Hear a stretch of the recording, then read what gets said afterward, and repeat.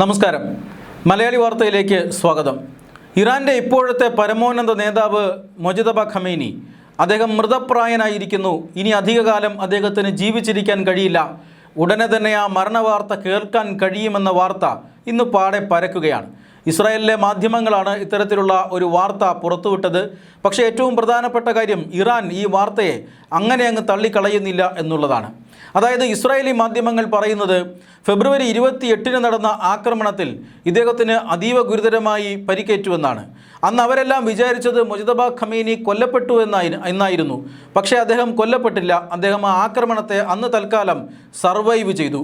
അന്ന് അദ്ദേഹം ഗുരുതരമായി പരിക്കേറ്റ് അജ്ഞാത കേന്ദ്രത്തിൽ, ആർക്കും അറിയാത്ത നിഗൂഢമായ കേന്ദ്രത്തിൽ അദ്ദേഹം ചികിത്സയിൽ പോവുകയായിരുന്നു. ഇപ്പോൾ മാസങ്ങൾ പിന്നിട്ടിരിക്കുന്നു. അതിനുശേഷം അദ്ദേഹത്തെ പരമോന്നത നേതാവായി പ്രഖ്യാപിക്കുന്നു. അപ്പോഴും അദ്ദേഹം പൊതു ഇടങ്ങളിൽ പ്രത്യക്ഷപ്പെടാത്തത് വലിയ ദുരൂഹതയുണ്ടാക്കി, വലിയ സംശയമുണ്ടാക്കി. തൻ്റെ പിതാവിൻ്റെ ഖബറടക്കത്തിന് പോലും അദ്ദേഹം എത്തിയില്ല. ഇതെല്ലാം ഏതാണ്ട് ഈ മൊജ്തബ ഖമേനി ഒന്നുകിൽ കൊല്ലപ്പെട്ടു, അല്ലെങ്കിൽ എണീക്കാൻ വയ്യാതെ കിടക്കുകയാണ് എന്നൊരു രീതിയിലേക്ക് കാര്യങ്ങൾ കൊണ്ടെത്തിച്ചിട്ടുണ്ട്. എന്തായാലും ഇപ്പോൾ ഇസ്രായേലിന് കാര്യം പിടികിട്ടിയിരിക്കുന്നു. ഇസ്രായേലിൽ മാധ്യമങ്ങൾ അത് പുറത്തുവിട്ടിട്ടുണ്ടെങ്കിൽ തീർച്ചയായും ഇസ്രായേൽ സർക്കാരിന് മൊജ്തബയെക്കുറിച്ച് ചില കാര്യങ്ങൾ അറിയാം എന്ന് തന്നെയാണ് സൂചന.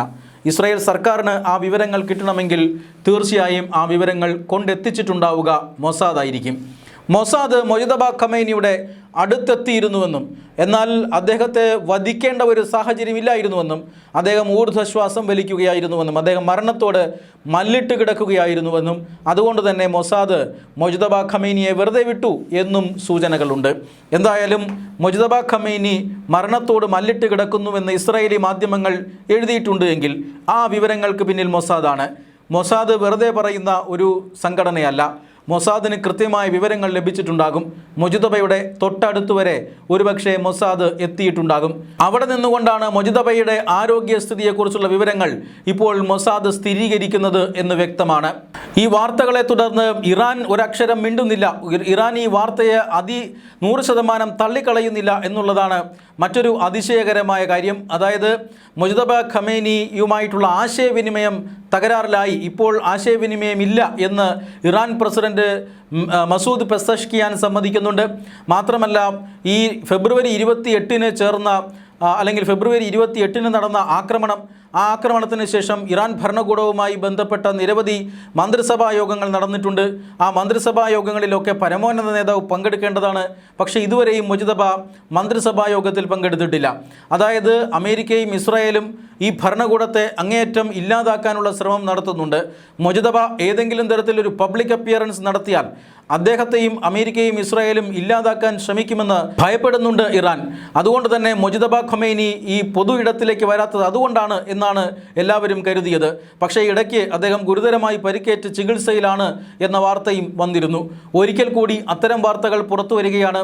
അതായത് അദ്ദേഹത്തിന് അതീവ ഗുരുതരമായി പരിക്കേറ്റിരിക്കുന്നു, മരണത്തോട് മല്ലിട്ട് കിടക്കുകയാണ്. ഇനി അധിക നേരം അദ്ദേഹത്തിന് ജീവിച്ചിരിക്കാൻ കഴിയില്ല, മരണത്തോട് പടവെട്ടാൻ കഴിയില്ല എന്ന റിപ്പോർട്ടാണ് ഇസ്രായേലി മാധ്യമങ്ങൾ പുറത്തുവിട്ടിരിക്കുന്നത്. ആ മാധ്യമ വാർത്തകൾ ഇറാൻ തള്ളുന്നില്ല എന്നു മാത്രമല്ല, മന്ത്രിസഭാ യോഗത്തിൽ അതിനുശേഷം ഈ മൊജ്തബ പങ്കെടുത്തിട്ടില്ല എന്ന് പെസഷ്കിയാൻ സ്ഥിരീകരിക്കുന്നു. അദ്ദേഹത്തിൻ്റെ അപകടാവസ്ഥ, ഗൗരവകരമായ അവസ്ഥയെക്കുറിച്ച് പിന്നീട് അദ്ദേഹം മാധ്യമങ്ങൾക്ക് സ്ഥിരീകരണം നൽകുകയും ചെയ്യുന്നുണ്ട്. അതായത് മസൂദ് പെസഷ്കിയാൻ സ്ഥിരീകരണം നൽകുകയും ചെയ്യുന്നുണ്ട്. അദ്ദേഹത്തിൻ്റെ ആരോഗ്യനിലയിൽ ആശങ്കയുണ്ട്, പരമോന്നത നേതാവുമായി ആശയവിനിമയം ഇപ്പോൾ നടക്കുന്നില്ല എന്നൊക്കെയാണ് ഇറാൻ അറിയിച്ചിരിക്കുന്നത്. ഈ മൊജ്തബ ഖമേനി ഒളിവിൽ കഴിയുന്നത് കാരണം നേരത്തെ അമേരിക്കയും ഇറാനുമായിട്ടുള്ള ചർച്ചകളിലൊക്കെ വലിയ സാങ്കേതിക പ്രശ്നങ്ങൾ ഉണ്ടായിരുന്നു, വലിയ പ്രായോഗികമായ ബുദ്ധിമുട്ടുകൾ ഉണ്ടായിരുന്നു. അതായത് ചർച്ചയിൽ ഉയർന്നു വരുന്ന ഓരോ നിർദ്ദേശങ്ങളും അത് അംഗീകരിക്കേണ്ടത് മൊജ്തബയാണ്. പക്ഷേ മൊജ്തബ എവിടെയാണ് ഒളിവിൽ കഴിയുന്നത് എന്നാർക്കും അറിയില്ല. അതുകൊണ്ട് തന്നെ മൊജ്തബയുടെ ഒളിയിടത്തിലേക്ക് പ്രത്യേക സംവിധാനങ്ങൾ വഴി ഈ തീരുമാനങ്ങൾ അറിയിക്കുകയായിരുന്നു. പിന്നീട് ആ തീരുമാനങ്ങൾ അവിടെ എത്തി മൊജ്തബ കാര്യങ്ങളെല്ലാം അറിഞ്ഞ് വിലയിരുത്തിയതിന് ശേഷം അനുമതി നൽകുകയോ നൽകാതിരിക്കുകയോ ചെയ്യും. ആ സന്ദേശം തിരികെ സർക്കാരിലേക്ക് എത്തിക്കുക എന്നുള്ളതാണ് മറ്റൊരു പണി. പക്ഷേ ഇതെല്ലാം ദീർഘസമയം എടുത്തുകൊണ്ടാണ് നടന്നത്. അതുകൊണ്ട് തന്നെ തന്നെ ഈ സമാധാന ചർച്ചകളിലടക്കം വലിയ സാവധാനം ഇക്കാര്യത്തിൽ ഉണ്ടായിട്ടുണ്ട് എന്ന് നമ്മൾ കണ്ടതാണ്. ഈ ആശയക്കുഴപ്പങ്ങൾക്ക് കാരണം അതീവ ദുരൂഹമായ പ്രദേശത്ത് മുജ്തബ ഒളിവിൽ കഴിയുന്നത് കൊണ്ടാണ് എന്ന് പരക്കെ വ്യാഖ്യാനിക്കപ്പെട്ടിരുന്നു. എന്നാൽ ഈ അദ്ദേഹത്തിൻ്റെ സ്വന്തം പിതാവ് ആയത്തുള്ള ഖമേനിയുടെ ഭൗതിക ശരീരം സംസ്കരിക്കുന്ന സമയത്ത് പോലും അദ്ദേഹം പുറം ലോകം കണ്ടില്ല എന്ന് പറയുമ്പോൾ തീർച്ചയായും സംശയം ഉയരുകയാണ്. മുജ്തബ ഖമേനിയുടെ ആരോഗ്യസ്ഥിതി അതീവ ഗുരുതരമാണ്.